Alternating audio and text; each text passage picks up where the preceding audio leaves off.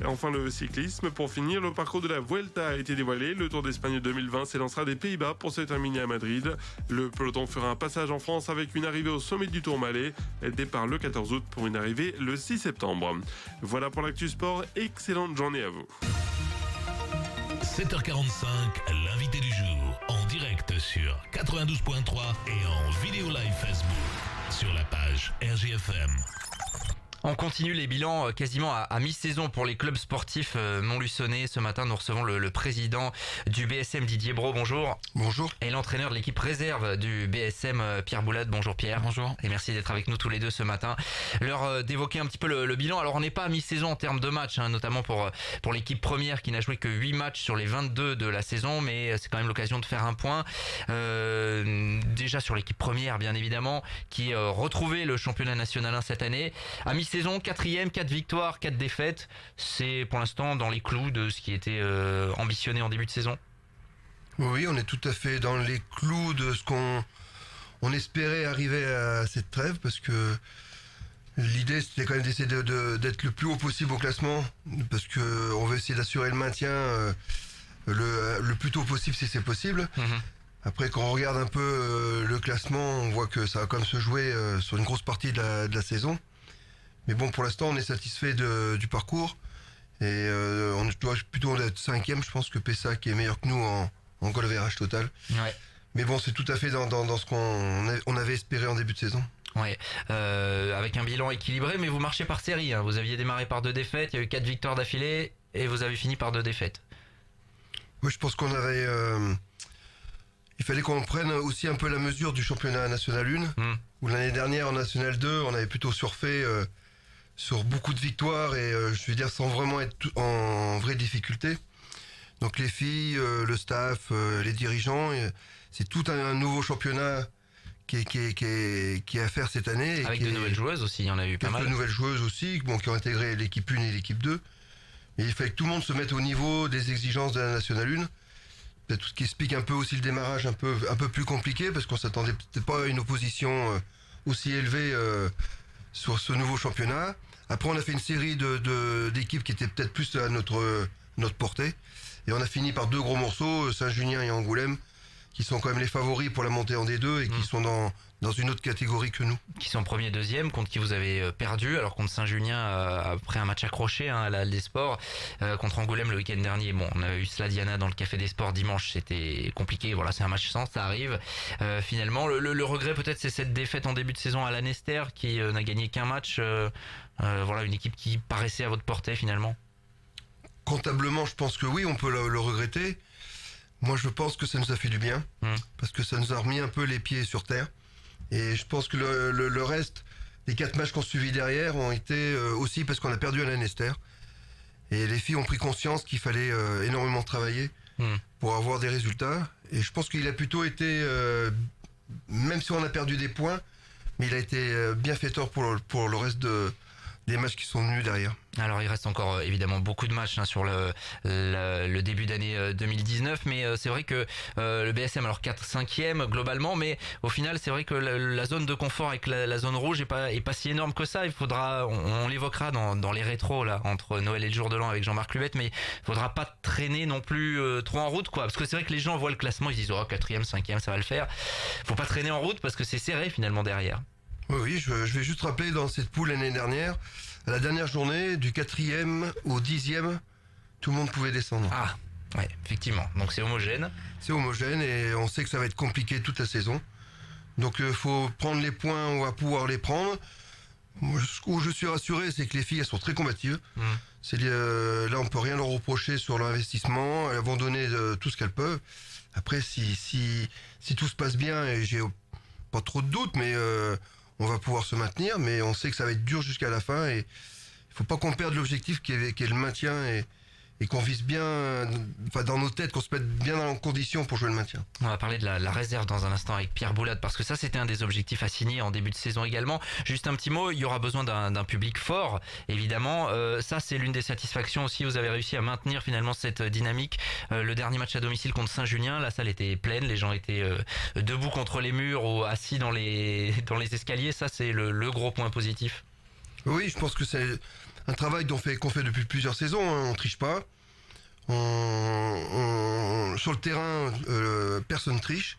Et je pense que le public le ressent et c'est ce qui le fait venir aussi. On essaie aussi de mettre une ambiance un peu festive autour des matchs pour que tout le monde se sente bien et qu'on puisse avoir ces ambiances justement, notamment contre Saint-Junien. Alors les équipes, les joueuses des équipes adverses le disaient, hein. Après le match, elles disaient franchement, il y a peu de salles où ça fait cette ambiance-là. Il y a des animations, il y a le petit show pour l'entrée des joueuses. Ça, c'est quelque chose que vous avez voulu mettre en place. C'est une vraie volonté, quoi. Oui, moi je pense qu'il faut allier le sport et le spectacle. Et on peut pas venir que voir un match et d'avoir tout un programme autour permet aussi de fédérer un peu toutes les personnes qui viennent. Des fois, qui sont un petit peu moins motivés par le hand, mais qui aiment bien un peu voir le spectacle ou écouter de la musique. Donc je suis bien là-dedans, moi. Donc oui. Alors pour les gens qui sont pas encore venus, n'hésitez pas. Même si on n'est pas amateur de hand, franchement, c'est très familial en plus. Il y a de la musique, voilà, il y a du show lumière, etc. Le prochain match, ce sera dès le 4 janvier, horaire un petit peu avancé, 19h face à La Roche-sur-Yon, parce que on est en période de galette des rois, c'est ça? C'est ça. Et donc il n'y avait pas d'activité sportive sur Montluçon, donc on s'était dit on va essayer de faire un petit test, un match à 19h, parce que l'idée, il y a la galette des rois derrière, donc on a mis tout un petit programme en place. On aura un petit concert à l'issue du match, pendant que les gens pourront se restaurer. Et puis je crois qu'on va essayer de réfléchir pour ceux qui gagnent la fève, ce qu'on pourrait leur offrir. Confiance évidemment en le coach et en le préparateur physique pour que ça se passe bien. Un mot de la réserve, plus d'un mot même. L'objectif en début de saison, le président avait été clair à ce micro, c'est de faire monter cette réserve de N3 à N2. Pierre, pour l'instant vous êtes... Ah, vous l'aviez dit, président, non. Petit peu. Alors, il veut rétablir. Non. J'ai juste dit qu'il fallait qu'on joue en poule de montée en deuxième partie de saison. C'est pas tout à fait pareil. C'est une grosse nuance. Objectif rempli, puisque la qualif en poule d'accession réalisée. Il a eu peur, Pierre. C'est une bonne première partie de saison de la réserve, Pierre. Oui, c'est une bonne première partie de saison. Dans une poule de 6, match aller-retour sur 10 rencontres. Voilà, les filles arrivent à se qualifier donc sur la place de deuxième. Donc place qualificative pour la poule d'accession à la Nationale 2, mais qui est aussi synonyme de maintien en Nationale 3 pour la saison prochaine. Donc le maintien, ça y est, c'est dans la poche, tranquille. Ça, ouais. Maintenant c'est du bonus. Ouais, c'est ça, je pense que c'est du bonus. L'équipe va attaquer le 11 janvier sur la phase 2, dans une poule qui est justement faite des 2 premiers de chacune des 4 poules de la première phase. Donc on se retrouve à partir avec 4 équipes vont partir avec 0 points. Celles qui ont fini deuxième de leur poule et celles qui ont fini première de poule partent avec 2 points. Et donc on va partir par contre sur 14 dates. Donc on a eu 10 dates en première phase, 14 dates en deuxième, donc ça fait un championnat à 24 matchs. Ça fait beaucoup, ouais. Ce qui est 2 de plus que l'équipe première, donc ça il va falloir le gérer aussi, la fatigue des joueuses. Après voilà, il y a un groupe qui est agréable à entraîner, qui est combatif sur le terrain, il y a une très bonne ambiance dans l'équipe. Donc c'est vrai que c'est plaisant d'entraîner ces filles-là et de les coacher et de voir les progrès qu'elles réalisent au fil du temps. Donc l'idée sur la deuxième phase, ça sera d'essayer... de faire un maximum de victoires. Après on sait que ça va pas être facile parce qu'on a des adversaires qui vont être coriaces, mais voilà, moi j'ai confiance au groupe. Je pense que les filles sont motivées aussi pour faire quelque chose de bien.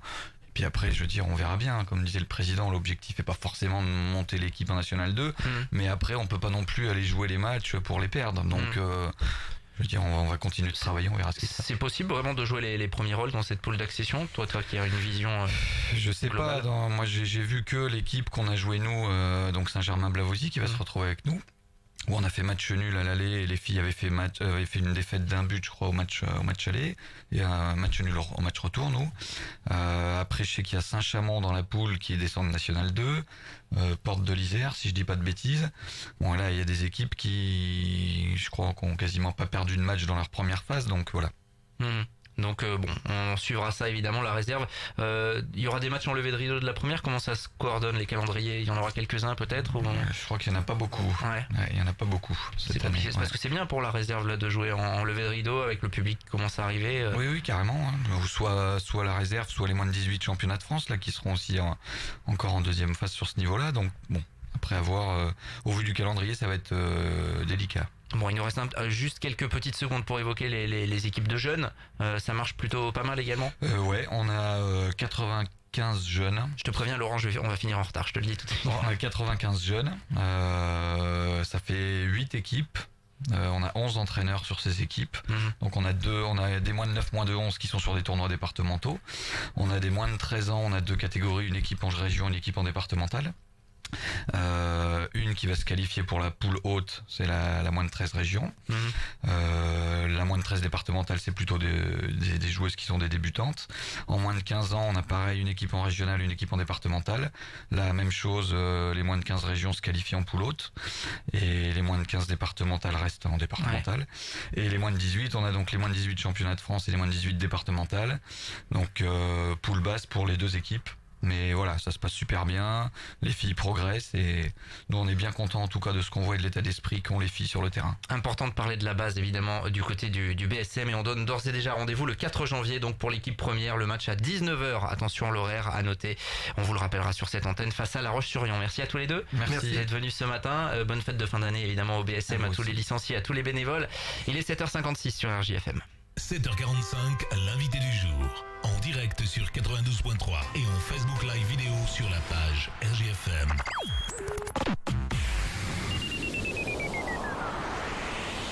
Attention, c'est parti. Qui est le spécialiste menuiserie PVC, aluminium, mixte et bois dans la région? Alors Bon